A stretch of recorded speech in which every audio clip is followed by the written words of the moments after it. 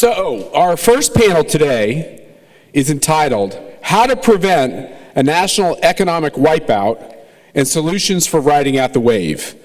Now, I mean, that was we were kind of like, that was our way of being respectful to people from Florida. I know it's not exactly we're in Miami here, but I think we all are worried about this. What are we going to do from an economic standpoint? Like I said, at the American Conservative Union, we focus on culture, national security, and the economy. But if you look at almost every poll, I was corrected last night, not every poll, but almost every poll shows that the American people are most concerned about our economic situation. And I think we all understand why, which is if you are in the workforce and you haven't seen a raise for a decade, or the raises you've seen have been eaten away by cost of living in other areas, that's very concerning. A decade is a long period of time. We don't get that many decades on this earth. And to have a decade or a decade and a half wiped out really concerns people. Then, of course, the secondary thing that people worry about is we put money in our homes in this country, and that's kind of one of our most stable investments that we can make. And of course, we've seen great shakiness in the home market. And then finally, our investments that take us into retirement. And many of you understand how important this is. And I think we've seen great volatility in that area too. So we want to make sure that we cover these questions today, and we've pulled together a great panel. And it's my honor to, the first panelist is someone I work with every day. He's the executive director, which is a modest title for saying, whereas I'm the chairman of the organization, this guy actually does all the work. He's there every day. He's there early. He stays late, and manages the team, and makes sure that the ACU is doing all it possibly can, because we feel a lot of pressure. We feel a lot of pressure with the state of things in this country to try to convince as many people as possible that conservative solutions will save the country, and of course they're the right solutions. So our first panelist today is Dan Schneider, our executive director at ACU. Give Dan a warm applause. Very fancy chairs, Dan. Don't get too comfortable in these chairs. They look very cushy. Our next panelist is someone who we work with very closely at the ACU. He is a younger guy who's filled with energy. Don't let his youth confuse you. He's a big thinker. His head is screwed on right. He's a wonderful husband and father. And like I said, a wonderful conservative ally who runs another great conservative group, which you might have heard of, the American Principles Project, which focuses on more than economics as well, but Terry really focuses in on these basic questions of regulations in the economy. So please give a warm welcome to Terry Schilling. Doesn't he look young? Don't worry, he can drink and drive and do that stuff. Not at the same time, but he's old enough to vote and all that. We're very honored to have somebody who's made a real difference for our values and has had to go literally into the lion's den at the Securities and Exchange Commission, where we have seen so many big questions be thrust because Congress believes that it can prevent ever having economic volatility if they just pass the right legislation. They always believe, in the end, when there's an emergency or economic problem, that if they just pass the right legislation, we won't have to face these serious questions. And then all these big monstrosities of legislation then go to the executive agencies like the SEC. And Kathy Casey, who served a 5-year term on the SEC, and before that served the Republican majority in the Senate on the Banking Committee, and has been a warrior for free market understanding of economics and the proper role for regulations in our economy. It's our great honor to have with us today Kathy Casey, the Honorable Kathy Casey. And finally, we are also honored, maybe a little less so, only because he's such a great friend, and we're a little more casual with him, Ed Moy, who worked with both Dan and I in the last Republican White House, which seems like it was about 40 or 50 years ago, doesn't it? It's like, that was only 7.5 years ago, folks. And, Ed is a strong conservative. and was someone who was a senior advisor to President Bush on personnel matters when it came to, mostly his specialty was healthcare, and made many wonderful, I guess I wouldn't say picks, Ed, because the president makes the pick, but you give the advice on who to pick, and he did a great job with that, and eventually was director of the U.S. Mint, and today is an international consultant on questions of currency, coinage, knows everything there is to know about gold. If, as I did this morning at breakfast, if you have a casual kind of curiosity about maybe that's a proper way to have some of your investment portfolio, please grab Ed. He is a font of knowledge and knows that whole world well. And so as our moderator today, we are honored to have with us the Honorable Ed Moy. All right. You good? You need this? Thank you so much, Matt. I'd like to extend my appreciation to Matt, representing the American Conservative Union, for sponsoring this event, for Millie Hallow, who's out there, who's on the board of the American Conservative Foundation, which helped fund the event. I'd also like to thank our panelists today. This is an all-star panel on economic issues, and so I'm very excited to moderate these brilliant and interesting thinkers. And I also wanted to thank each one of you for coming today. It's a beautiful day down in Florida, and getting the invitation to come down and see you was not very hard to decide yes on my schedule. And thank you also for that warm applause. I have to admit, I haven't gotten as warm as applause since leaving the Mint, and I can no longer give away free samples. So as the moderator of your panel today, my purpose is to extract out of our panelists ideas and facts that will educate you so that you can become more effective conservative activists within your community. And so that is the whole purpose of our panel this morning. And to kick things off, I've asked our panelists to give their 2 cents worth. Although, so let me take a pause here. You're really getting a deal because a penny costs 1.4 cents, 2.4 cents to make. So if they're giving their 2 cents worth, you're really getting 4.8 cents worth of information today.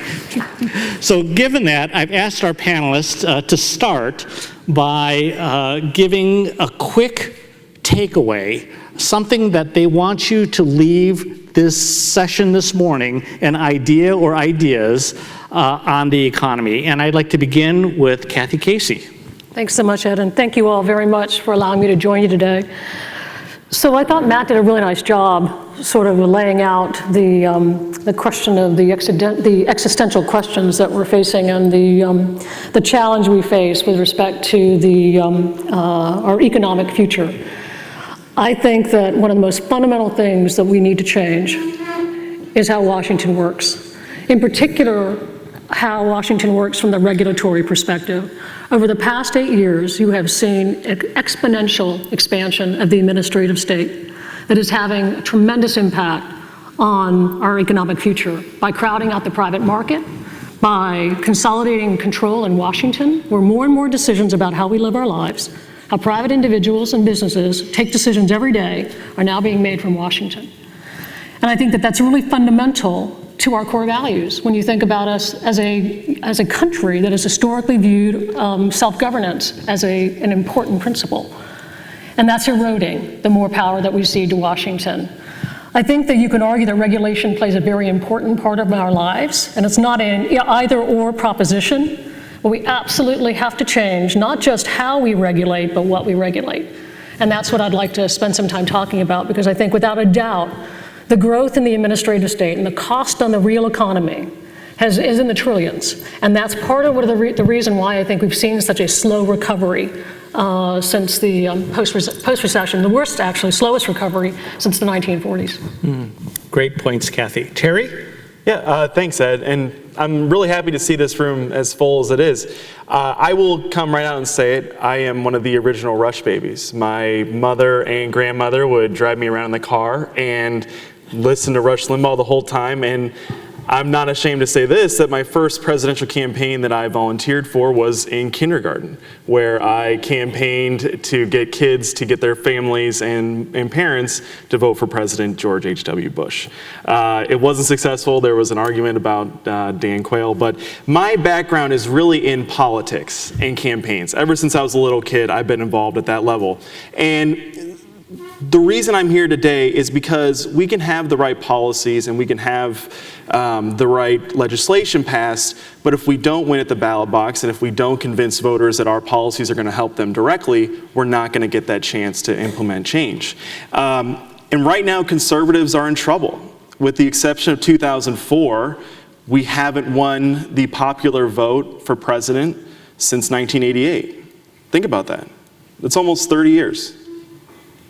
And the reason for that, I believe, is because conservatives have not broadcast an economic message that speaks to the concerns and plight of the poor and middle class. So right now, I'm going to focus my comments today on really three points.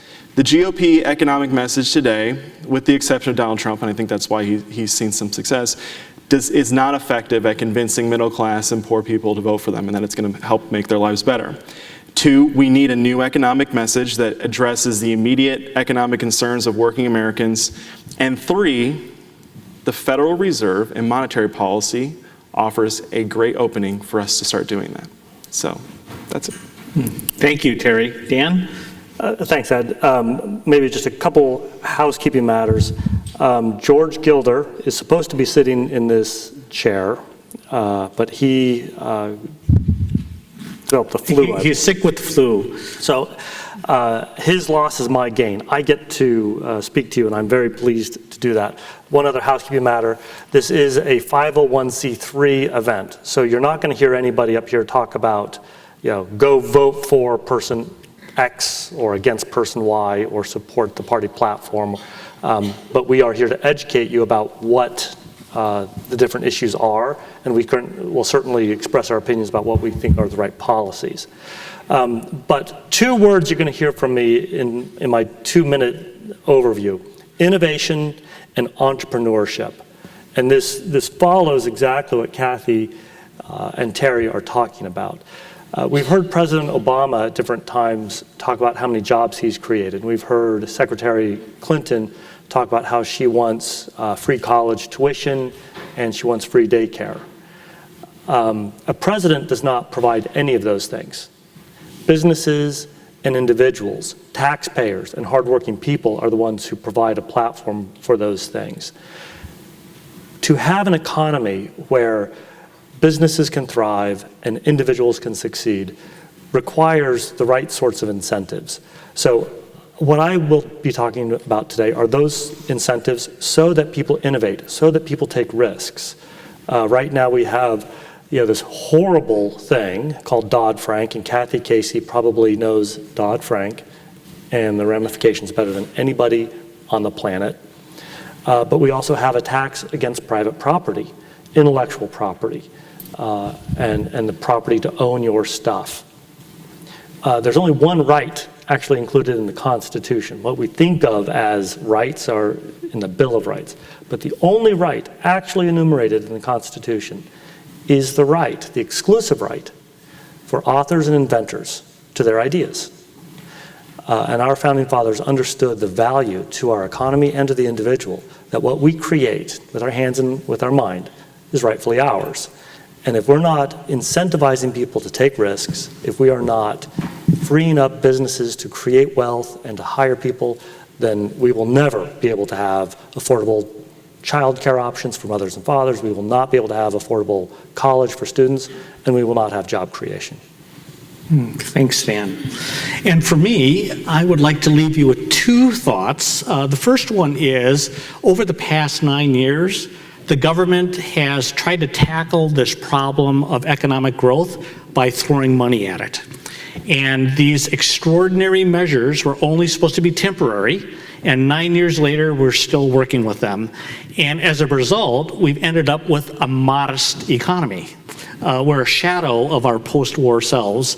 And new solutions that are coming up from Washington are, let's double down on the same policies that got us here.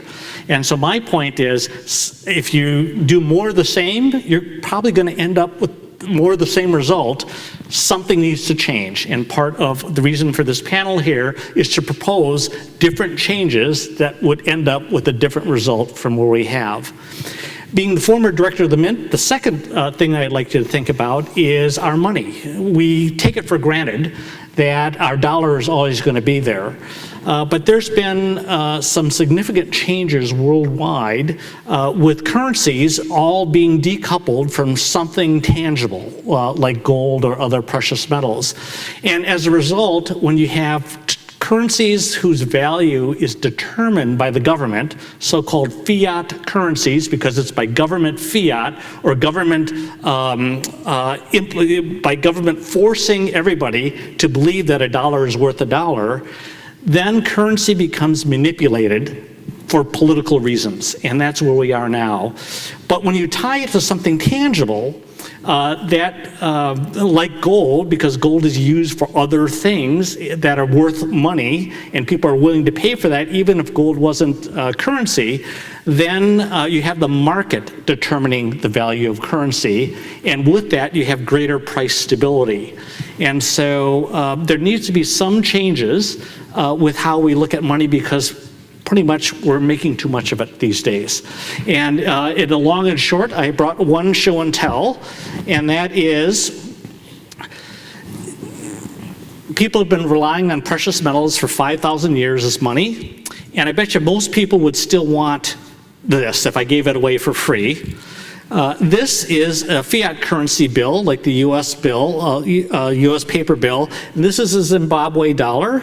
But this is also the highest denomination note that's ever been printed and used in normal circulation.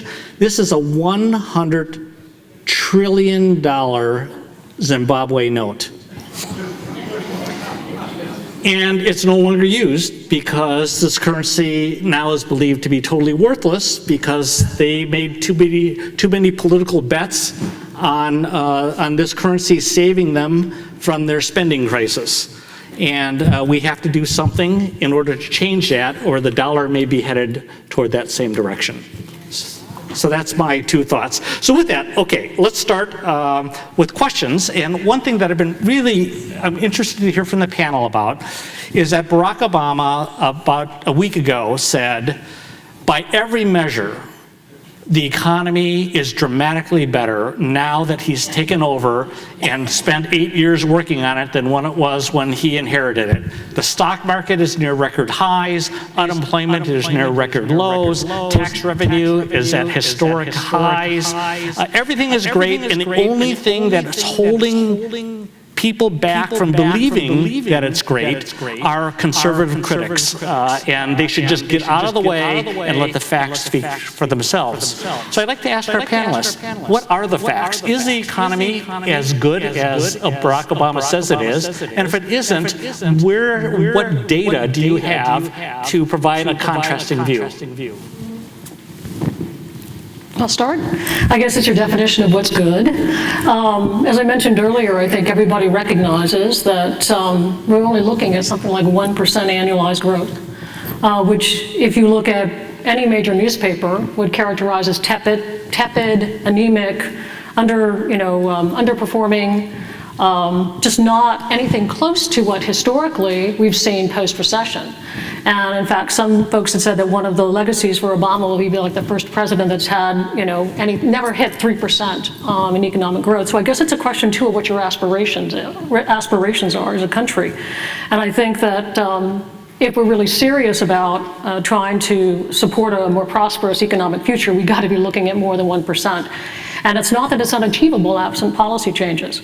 I think if you focus on the unemployment rate, even there have been some questions about, well, what kind of jobs are they? Are these high-paying jobs? Most of them are low-paying jobs.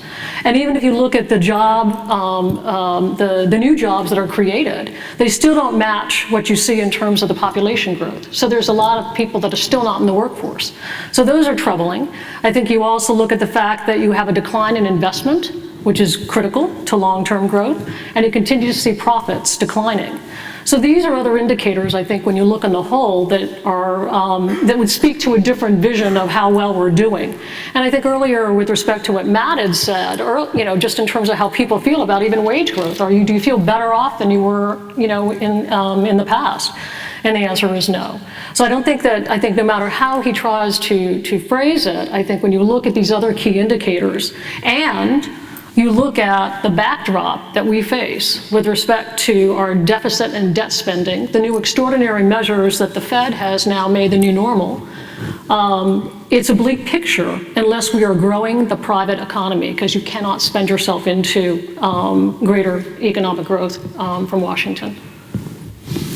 I would say that the things that are going well in our economy are few and far between. I think that the stock market has obviously recovered and then some, but if you look at the plight of what middle-class families are going through, it's terrible. My family owns a pizza restaurant back in Illinois, and people are buying more pizzas. And you don't buy more pizzas in a good economy. You buy pizzas in a lesser economy when you need to feed a whole family for a cheap meal. So it's been great for our family, but people come in and they're talking about how their prices are going up at the grocery store. They can't make ends meet. It's really terrible. And then you have colleges. College tuition continues to climb. And there's no end in sight for how much college is going to go up. One thing that I will say is that we've been in the field with some polling, and everyone, if the economy was doing so well, like President Obama says, then why do something around 60% of Americans say that the economy is the #1 issue? It doesn't make any sense. If the economy is doing so well, it wouldn't be that high. But what's more interesting is that when you dig deeper into those economic polling numbers, what people tell you they're concerned about in the economy. And surprisingly, I did a poll in Oregon. It's a Democrat district. And when you ask them what their biggest concerns are with the economy, 51% of voters say rising prices. Think about that. They don't say wages. They don't say that they're getting lower wages. They don't say that they're looking for a job. They're getting pinched. And if you think about it, look at your cable bill, look at your cell phone bill, look at mortgages, look at everything across the board, and then you have to send your kids to college. People are getting pinched from all angles, and rising prices is what voters are telling us is hurting them the most. Thanks, Sherry. Dan? Well, I can explain President Obama's assertion. He is right, because he lives in Washington, D.C., and the economy in Washington, D.C. is booming. If you want a job, there are all sorts of job postings in Washington, D.C. The Department of Labor is looking for people right now. And the Department of Health and Human Services desperately needs more people to work the Obamacare exchanges on the computer system.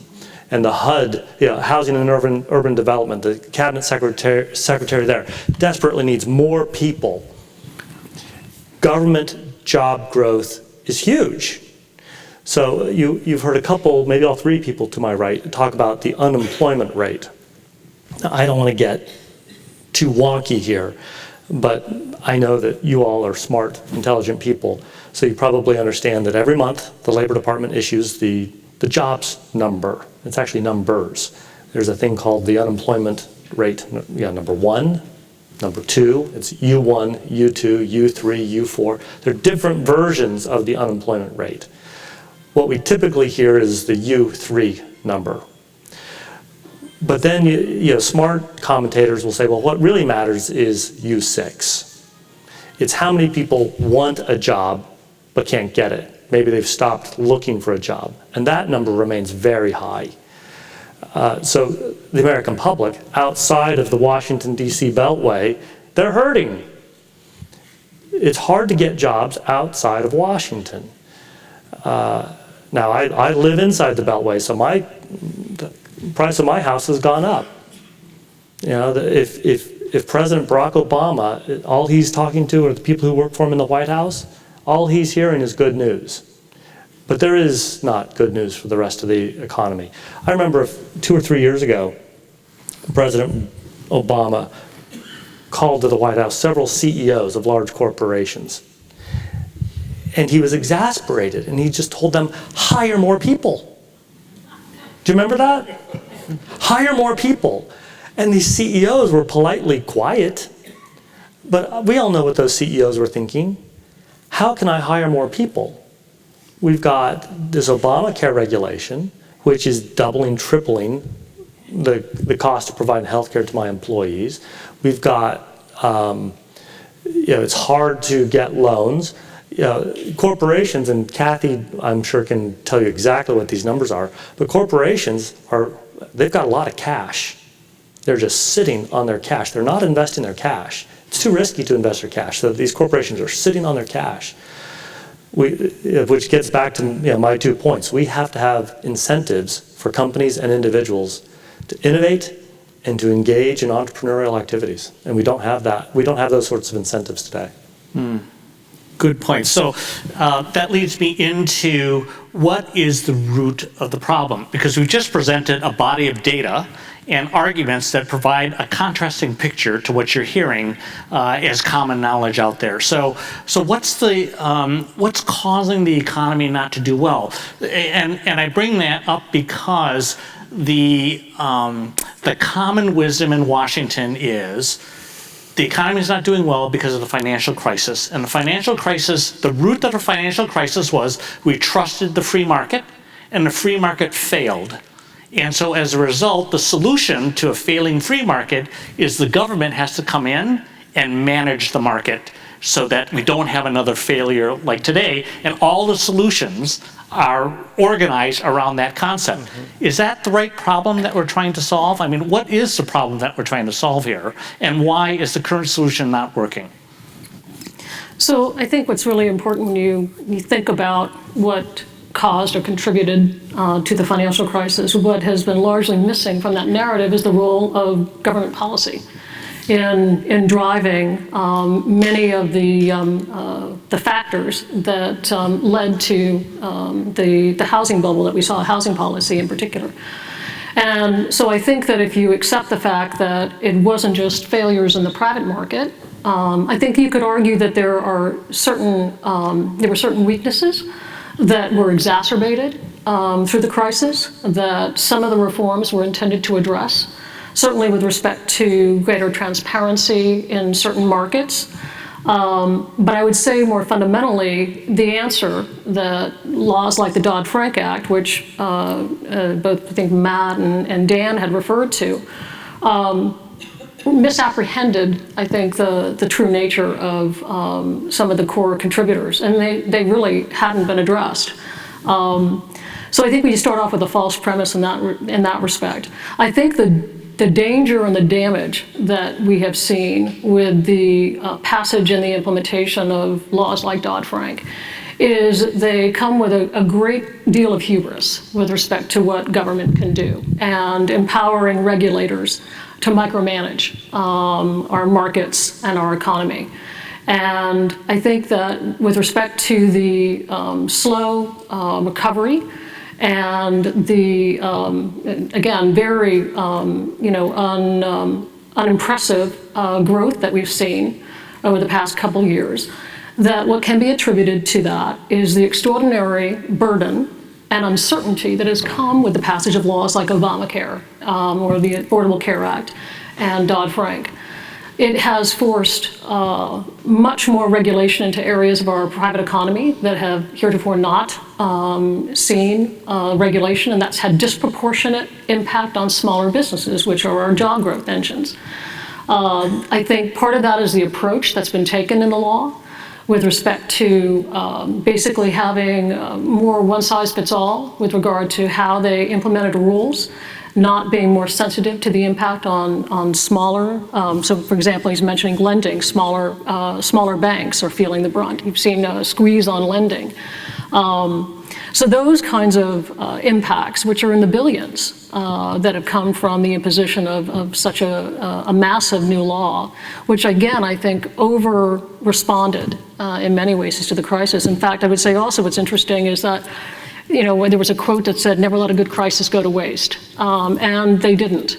because many of the provisions in the Dodd-Frank law had nothing to do with what you could even arguably say were components that manifested in the crisis. They were a laundry list of special interest, policies that had been sort of sitting in the hopper waiting for the opportunity to come. So I think that's also, been a major contributor is again, the regulatory burden that is being imposed on our economy and the uncertainty that comes with it. You're talking about investment. I think the other piece too, though, is, and I'll let you speak to this a little bit, Ed, with respect to understanding what the direction of the Fed is, right? So the extraordinary measures of what's happening with respect to Fed policy is also leading to uncertainty on the corporate side. So I do think that if we were to be more assertive in taking on the further growth and intervention in the private market, that would be a big part of trying to get us back to, seeing the kind of economic activity that we need in the private sector going forward. Mm-hmm. Dan and Terry? I'm going to jump in so that we don't always go in the same order. Yeah. I want to ask some questions. Just raise your hands. How many people, like Terry's family, have owned restaurants? Restaurant owner. How about a laundromat? Any laundromat? Any car dealers? Car dealers, physicians? Anybody have a medical practice? I'm going to follow me here, okay? When I was about 5 years old, I snuck into the kitchen and I opened up the cookie jar. I wanted the cookie. And I made a calculated decision. Risk and reward. I wanted that chocolate chip cookie. And I was thinking, if I get caught, what's going to happen to me? If I don't get caught, and I took the cookie and I took a bite, and my mom walked right up behind me. And I thought I was going to get clobbered. But she was actually very benevolent. But that moment has stuck with me my whole life. It's what we all do every day, risk and reward. It's decisions that we make.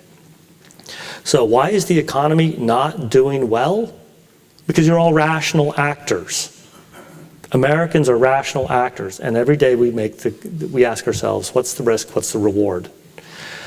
So then if you're running that restaurant, or you've got that medical practice, or you've got the laundromat, you're asking, do I expand today? Do I hire more people today? Do I take the risk, put my money at risk, or do I hold it?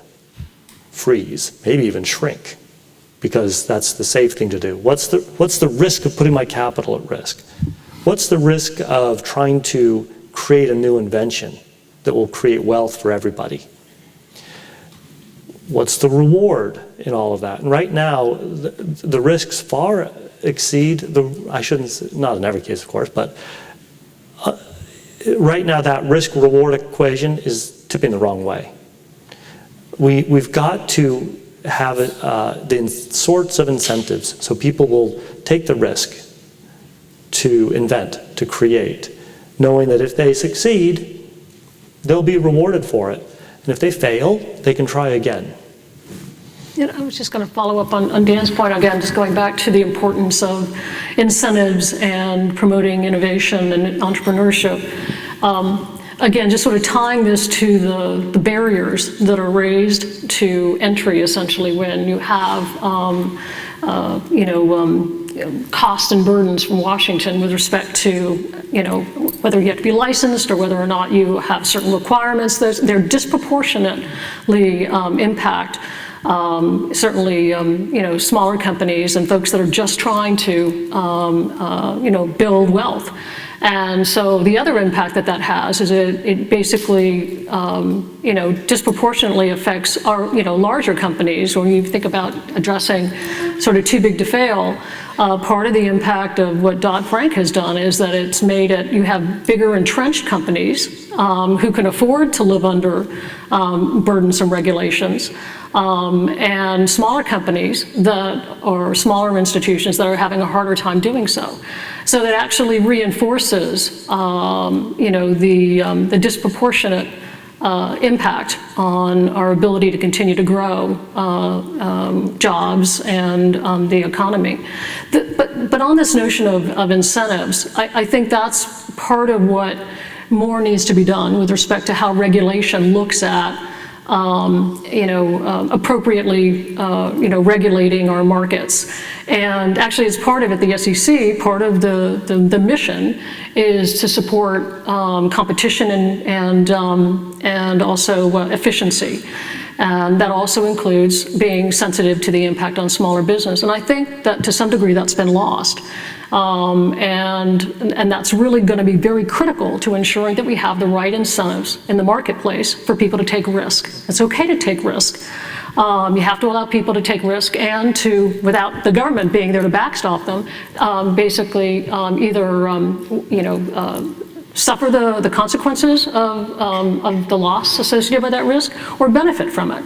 So I think that's partly been lost in the past couple years with respect to ensuring that we have enough incentives out there for entrepreneurs and for smaller businesses to be able to take that kind of risk. And that would be, again, one area of policy that I think that you could change that would have an impact. Ed, could I ask Terry a question? Yes. Okay, and I'm sure you have something else, so you Of course. answer whatever you're going to say, and then I hope you'll answer my question too. Dan, I yield the floor from the gentleman from the ACU. Thank you. Which, of course, if Millie Hallow ever wants to get up here, she's free to come up. She's one of my bosses. But Terry, you really understand the Federal Reserve, right, that whole banking system. And yeah, there's all these weird now new things created under the Dodd-Frank bill, these sort of secret agencies that get secret funded and Congress doesn't have any oversight. What is the Fed doing today? The Open Market Committee is meeting, I think, today, and what is that doing to the retirement accounts of everybody here, and what's that doing to job growth and Dan, that's a great point. That's actually where I was going with what I was going to suggest. So I got to talk with Steve Forbes about 2 years ago, and he had just come out with this book called Money. And it was about how the Federal Reserve is destroying the dollar, and in order to fix our economy, that was the first step. And I was talking to him, and he said, Terry, you don't get it.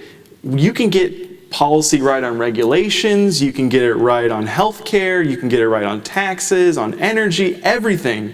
But if you get the money wrong, it's all for naught. And think about that, because the dollar is the one thing that unites the entire economy together. So if you change the value of the dollar, and if you change monetary policy, you change the whole economy, in effect. So what the Fed, in my opinion, that they've been doing, which has been so harmful, is they've been pushing these artificially low interest rates at 0%. Think about that, 0% has been their target. They fretted and fussed about raising it, I think, an eighth of a basis point or something, like 0.012 or something like that. And the markets freaked out, of course, because the Fed is way too involved in our economy. But think about what that does. So way back when you guys were all growing up and when my parents were growing up, what you'd do is you'd save money, you'd put it into a savings account or a CD, and you'd get between 6, 7, 8, sometimes higher percent interest back. You were incentivized to save. Where do you think that money went when you were saving it? It went to local small businesses that were connected and borrowing money from your bank. So what happens when you zero out the interest rates? Where do you put your money? You put it in the stock market, or you put it in these interest or these accounts that get 0% returns. No one's going to do that. You're losing money. And if you think about that, it's holding back so many small businesses. Small businesses, there was a survey, and I can send this out. If anyone wants it, I'll give you my card and we can email. But there was a survey about a year ago, and they surveyed small, medium, and large-sized businesses. And they asked them a question. They said, do you have access to capital that you need? How are you coming along with that? And 38% of small to medium-sized businesses said they were having trouble attaining the capital they needed to grow and expand. About 50% said they weren't looking for capital at the time, which says another thing about the economy. And then the other 12% said they had just fine time. But think about that. 38% of small businesses are trying to expand. They're trying to get loans, but they can't because we're dealing with zero interest rates. And now the Fed is talking about eliminating cash. Do you know why they're doing that? So they can get to negative interest rates. Think about that. Stealing our money. I mean, not only are they screwing us over by not giving us the proper returns and even accounting for inflation, but they're actually going to start taking money away from people that are saving, working hard every day to save money for their kids' college, for their schools, for their houses, all this stuff. They're actually talking about getting rid of cash so that they can get to negative interest rates. Who benefits in that? Oh, the big businesses. I mean, the central banks do, the big banks do.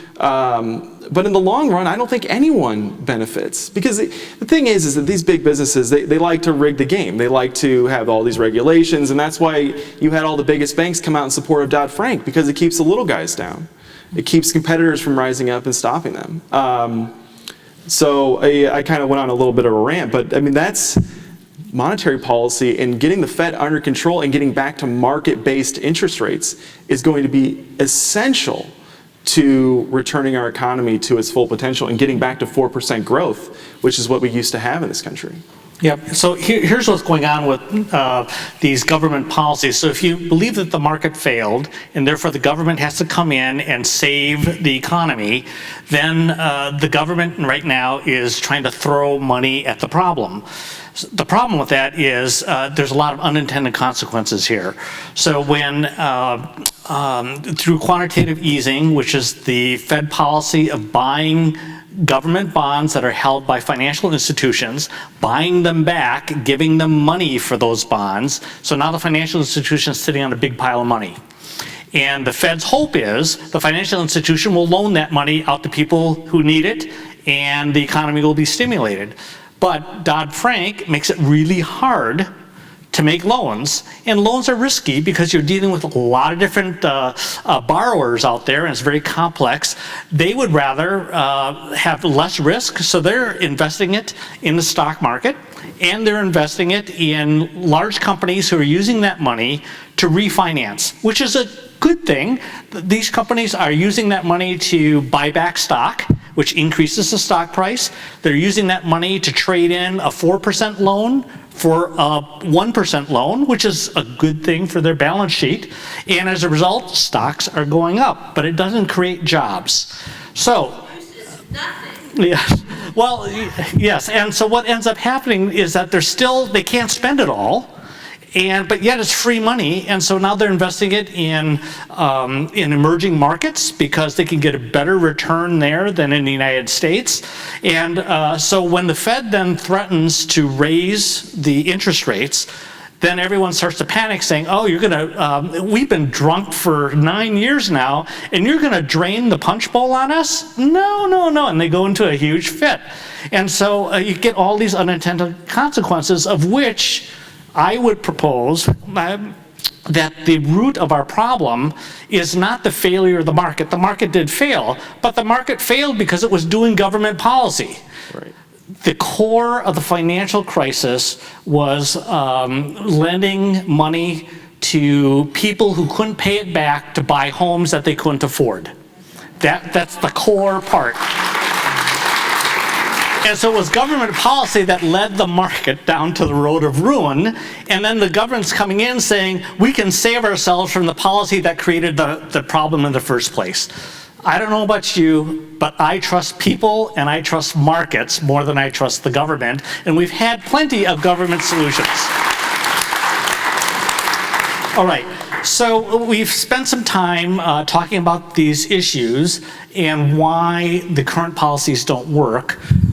What is the conservative response to that? What are conservative solutions that could change this horrid path that we're headed down? How do we make America great again, right? Yes. ACU hosts a big conference every year called CPAC. And at the end of 2015, Matt Schlapp, it was his first CPAC as the chairman of ACU. And he closed his speech with, "Let's make America great again." I think Donald Trump liked Matt's speech and took Matt's line. What do we do to make America great again? For our economy, what do we do? It's getting back to that risk and reward, right? How do we make sure that people are rewarded for taking risks? Now, I'm going to focus on property rights for a second. There are different kinds of property. There's real property, your land. There's personal property, your car, your washing machine. There's intellectual property, inventions, things like that. A property right means that you have the exclusive right to use something and exclude others from something. If you don't want somebody walking on your land, on your property, you can say, you're not welcome. I've got a fence around my property, or you can say, yes, come in. 10 years ago, the Supreme Court in the Kelo decision, if I say Kelo, does anybody know what I'm talking about? There's a woman named Suzette Kelo in New London, Connecticut. She had a house. She'd saved for that house, bought the house. The city of New London, Connecticut decided that they wanted to give that house to a corporation, or give that property to a corporation so they could build a headquarters there. So they took Suzette's house to give it to a private corporation. And the Supreme Court said that that was not an unconstitutional takings. Historically, a taking meant, for public use. Okay, we need to build a highway, we need to build a bridge, we need to build a new school, so we got to get the land from someplace. So we're going to utilize the Fifth Amendment's eminent domain provision, and we're going to condemn the property. I'm sure you all know all about that. But and as bad as it is when somebody loses their private property for a public use, we all get it. Highways have to be built, and so then there's a due process and there's a compensation. Suzette Kelo had her house taken, not for a highway, not for what anybody here would think is a public use, but to give it to a private corporation. Now, just the saddest thing of all is that after the city of New London, Connecticut took Suzette Kelo's house, they immediately took a bulldozer and leveled it. And the corporation said, no, thank you. Her property has been sitting vacant for 10 years. Her old property that was taken from her has been you can go to New London, Connecticut today. It's just an empty field. Intellectual property. It is the driver of our economy. The inventions that allow this to exist, the inventions that have been developed in our country because we have patents, because people are incentivized to risk. New drugs are created. Carly Fiorina, who ran for president, would not be alive today if it were not for our patent system.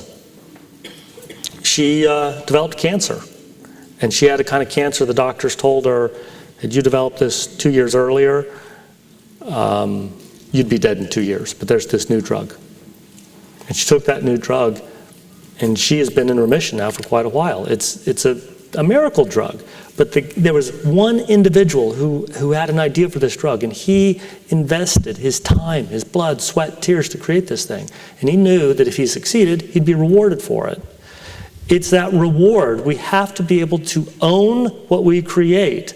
We have to be able to keep what is ours. And right now, those risks are leaning the other way. Where we create something, it's taken. We build something, it's taxed.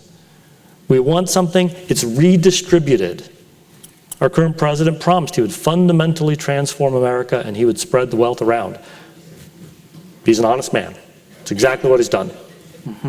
So reform intellectual property and property rights.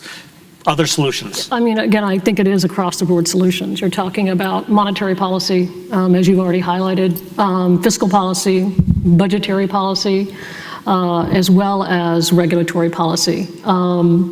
If we're going to get to incentivizing economic activity, clearly taxes play a really big role.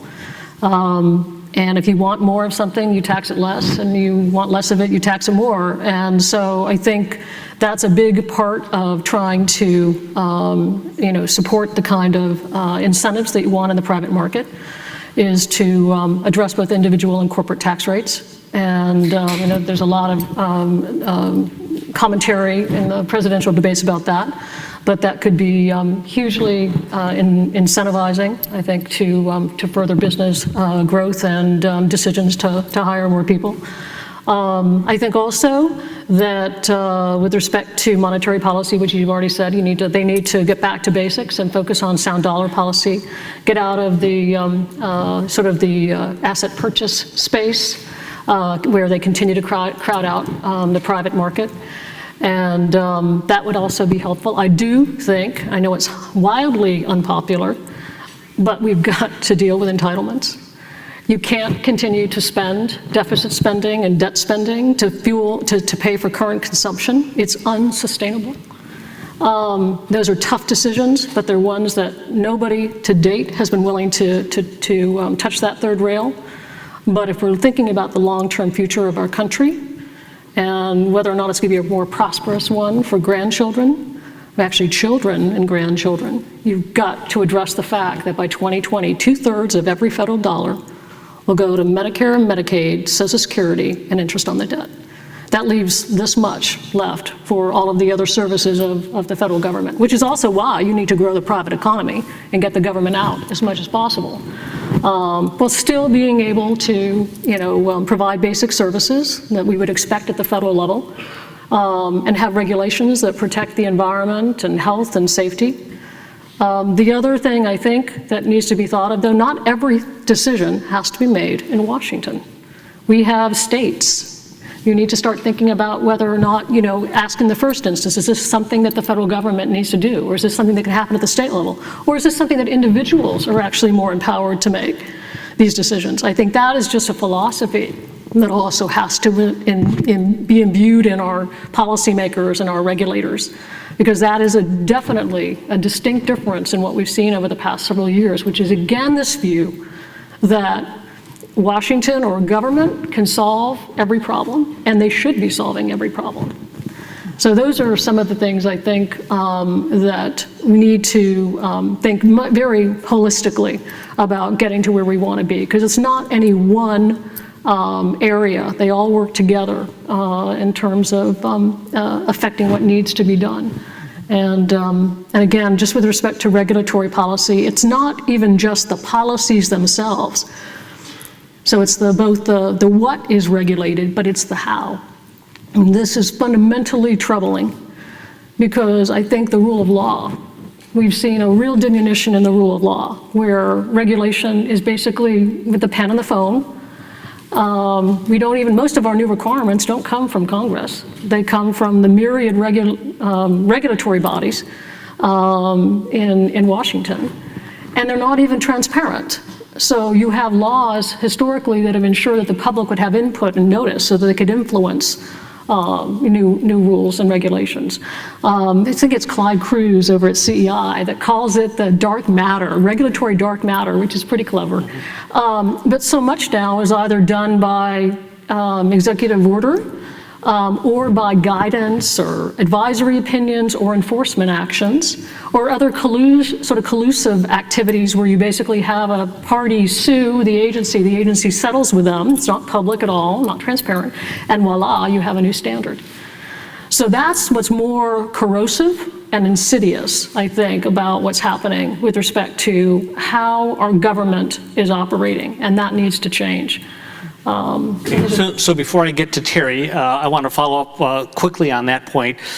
Just in the broader issue of government regulation, I know you, Kathy, and you are a diehard conservative that I admire, and you've also been a former federal regulator.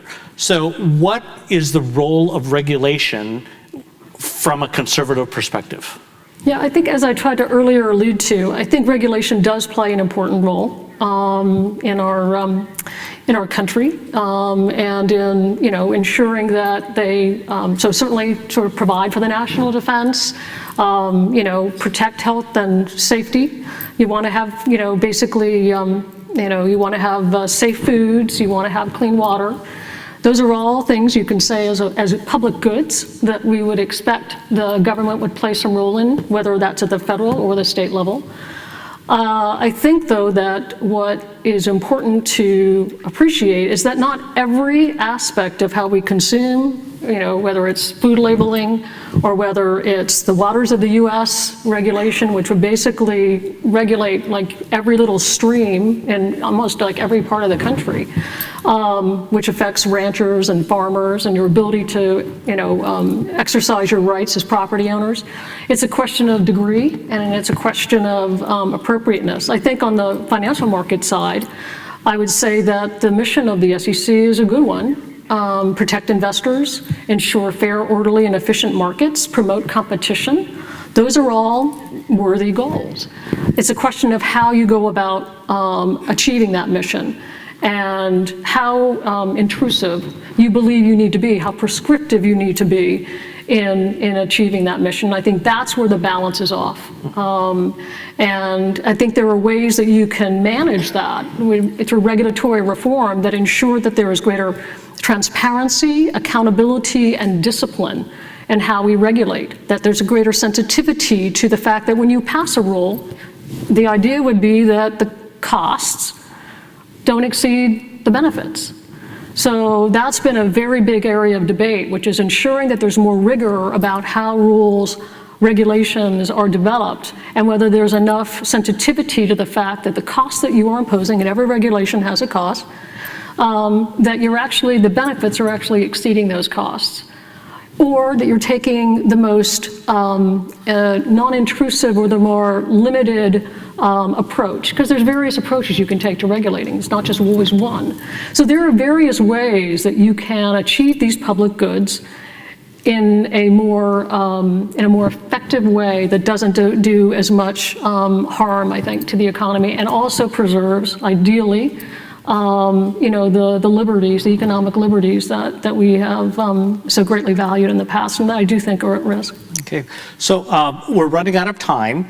I have one last question, and to give Terry his appropriate time on the panel, I wanted to gear the question towards you, and everybody will have a 2-minute response, and then we'll open it up to questions and answers from the audience. And the question to you, Terry, is based on all this, most of us here aren't in government service. We're concerned citizens.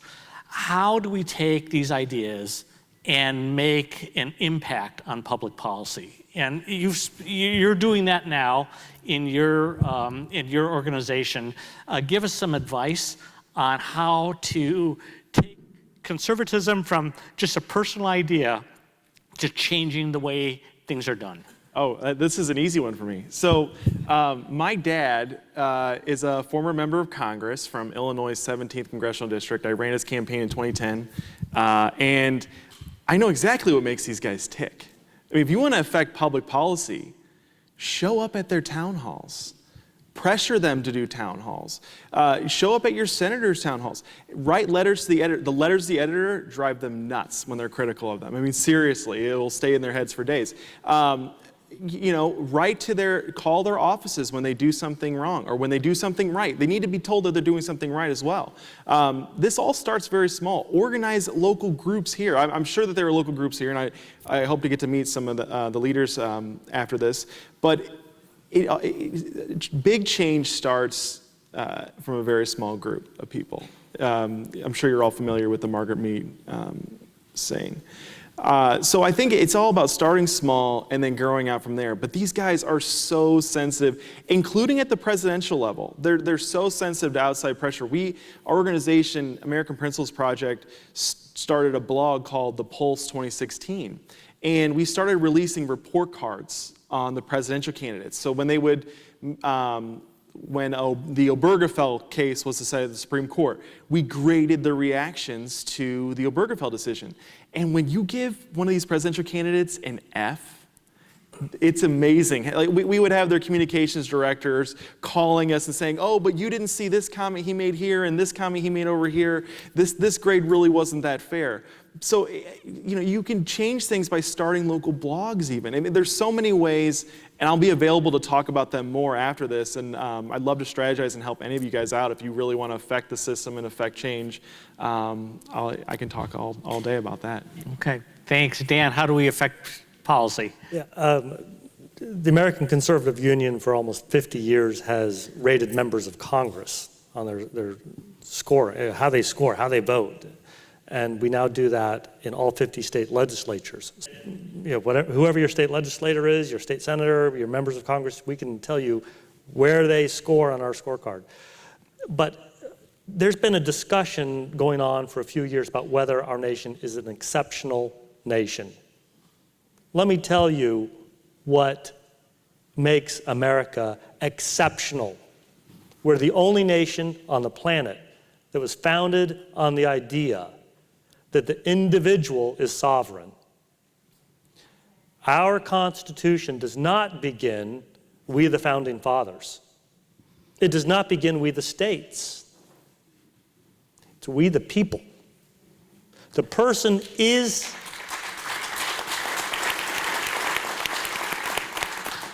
the fundamental unit of government. Take your government back. Okay, Kathy. Yes. Yeah, I'm not going to point everybody to the Federal Register. So that you should be tracking that.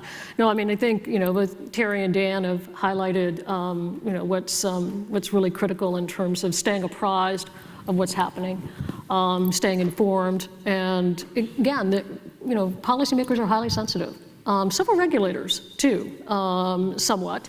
So I think that some of the means that Terry's identified in terms of, whether it's through town halls, people showing up, right, challenging, asking questions, making it clear what's important to you, I think that definitely gets the attention. And certainly with respect to, having worked in the Senate, even phone calls, do make a difference in terms of people, being sensitive to what your constituents are saying, being sensitive to what your constituents are concerned about.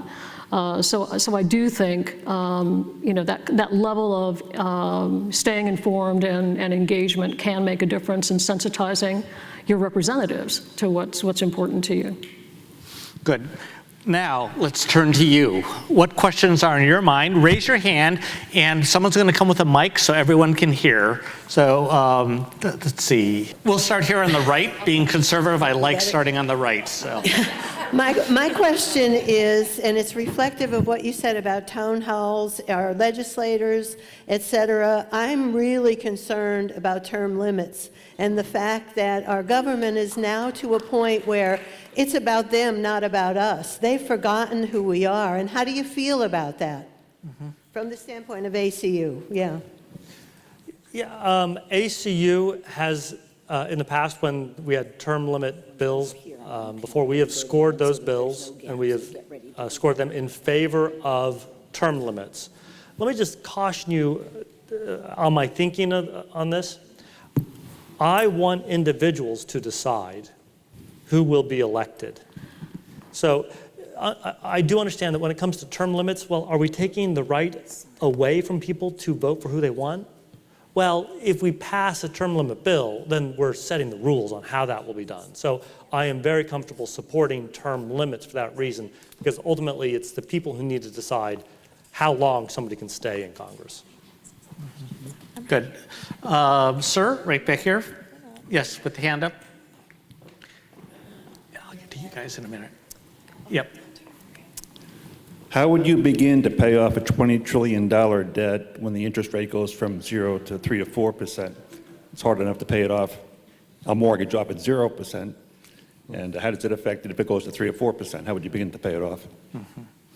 Yep. So that's an excellent question, because our $20 trillion of debt is at virtual 0% now. When interest rates start going up, so will our interest payments. So Kathy's point of interest payments and entitlements crowding out everything else in the federal budget is a really legitimate one, and that's going to be left to my kids and your grandchildren to figure out, unfortunately. So that's why painful decisions need to be made now while we still have options to tackle this, rather than kick the can down the road. Yes, sir. Microphone? I'm sorry. Right. Thank you. I've agreed with just about everything that you said. However, I do feel respectfully that you have perhaps not addressed the most important issue, and that is the creation of janissaries by our out-of-control government school system. In case you don't, some may not know what a janissary is. In the 14th century, the Ottoman Turks invaded Europe, took the children, raised them as Muslims, and sent them back into Europe to conquer Europe. And I suspect that many people here, their children view a worldview as 180 degrees different from theirs. And when we sending these individuals into Congress, they're just acting out their worldview that was inculcated in them by the public school system or the government school system, which I personally view as legalized child abuse. Gary. Yeah, I just like to say that I think you're spot on. The education issue is something that gets overlooked so much today. At my organization, American Principles Project, we've been fighting the Common Core since its inception. We've been pretty successful. We've gotten about 12 states to pull out of the Common Core and 27 to pull out of the testing. Now, it is academic child abuse, as Bill Evers has said from the Hoover Institute. And not only from that standpoint, I mean, because with the Common Core, it's bad because they're dumbing down our students and not teaching them to their full potential that they should, and it's not competitive internationally.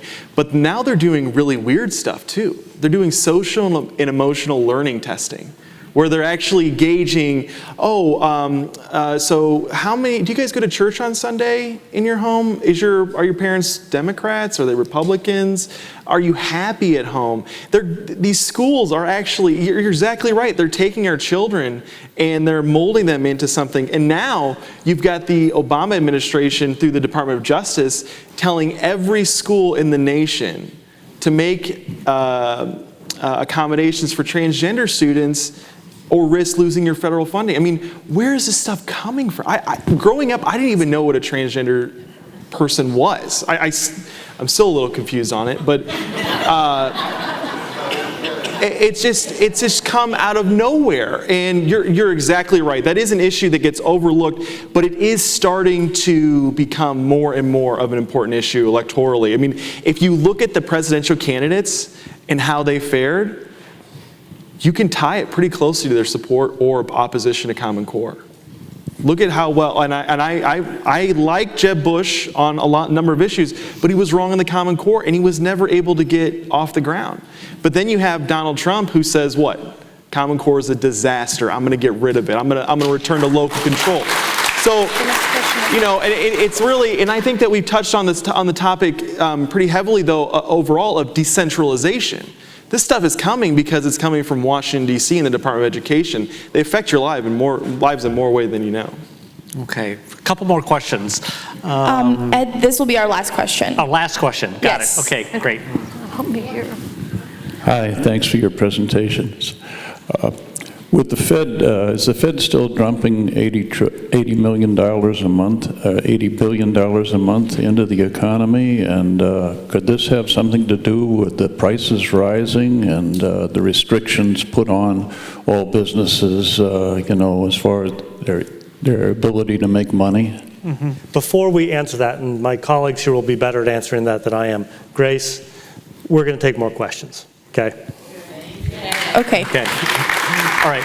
So the quick answer to that question is that the Federal Reserve has stopped their bond buying program about a year ago, so they're no longer pumping that money in. But what has happened is there's so much money floating around the economy that that's beginning to cause prices to rise. What they're concerned about is if the economy starts catching on, there's so much excess money in the economy that then inflation will really zoom up. And so that's why they're talking about interest rates almost every meeting on when to raise that, because if they raise it too soon, they can kill the economy. If they raise it too late, we'll have runaway inflation. It's a really, really delicate balance. And all the Fed governors are just human beings put in this really awful situation where the timing has to be absolutely perfect or our economy suffers. Okay, more questions? Maybe two more, and then during the lunch break, we'll answer more questions. Yeah, How about and that? the panelists will be around. We've all committed to stay. So in between breaks, we'll be floating around, and right after this entire day ends, we'll still be here in case you had any more questions. Yes. Thank you. Dan has made it fairly clear that you folks have to be rather nonpartisan up on the stage, and We're conservatives. conservatively nonpartisan. What I like to say is this: the administration we have running the show at the moment, there's a shopping list of problems that they've given us. Iran is one of them. The opposition, the Republicans, are frightened to death to say anything or do anything or make it necessary for the administration to stand up and be counted. You're exactly right. ACU has what we call our Conservative in the Spotlight Award. The first person we gave that award to was Congressman Gosar of Arizona. We gave him that award because he took the EPA to task, and he held a proper oversight. It is Congress's job to have effective oversight over the executive branch, and our Congress has walked away from that responsibility. No, there should be there should be 52 vetos a year on Obama's desk, one a week. And we'd soon defeat that veto question. The final point I wanted to make, though... We need to go to one last question. Yeah, this is just a final sentence. The people in this room are the American people. That's right. And I think we have to put our money on the line. We have to bet. And my bet is that Donald Trump, who's had a tremendous success in his career, will be a fantastic president of the United States. All right, one last question. Yes. Yeah. Okay. He's standing. Yes, he's. My name is Bill Garner. I'm the campaign manager for Donald Trump. I spent 28 years fighting communism in Europe. I came back to this country in a culture shock. I am upset with what's going on in this country. To straighten the problems out, I firmly believe if you enforce the laws, immigration laws, every law that we have, this country would balance the budget quickly after doing that. Also, follow the Constitution and get everything out of D.C. that doesn't belong there. That will pay off the debt. Yeah, I agree with everything you said. Yep, so that is a wonderful note for us to end this panel on. Would you please give a round of applause to our panelists? And we're going to applaud you for being a great audience. Thank you so much for having us.